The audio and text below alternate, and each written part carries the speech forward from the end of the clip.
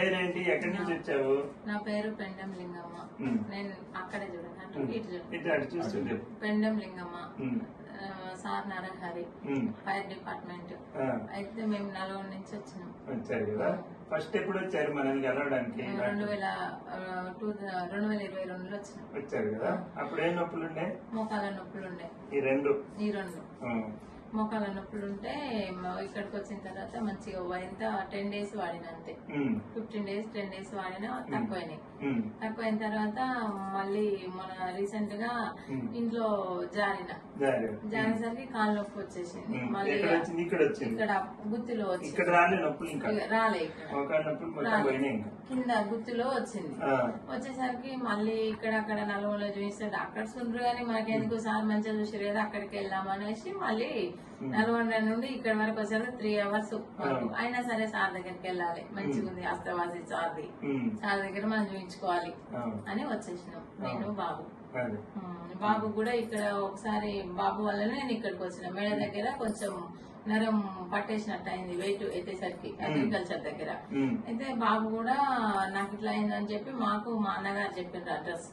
ఇక్కడికి వచ్చినాం. బాబుకు మంచిగా అయింది, నాకు మంచిగా అయింది సార్ దయ వల్ల. నాకు 2021 లో జరిగింది. 21 లో ఇక్కడ మన ఇంజక్షన్ ఇచ్చామా? అవును, ఇంజక్షన్ ఇచ్చేస్తా.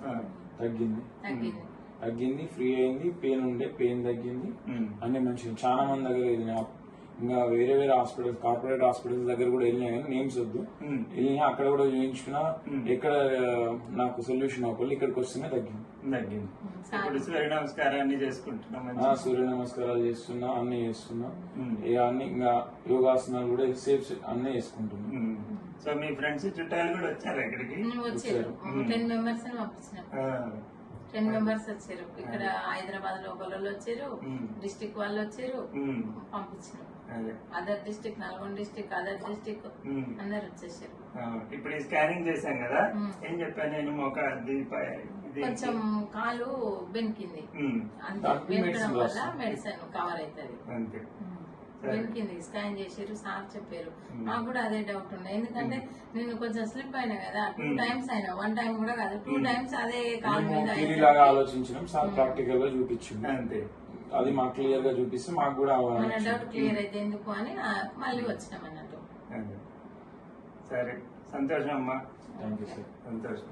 ఓకే, ధన్యవాదాలు.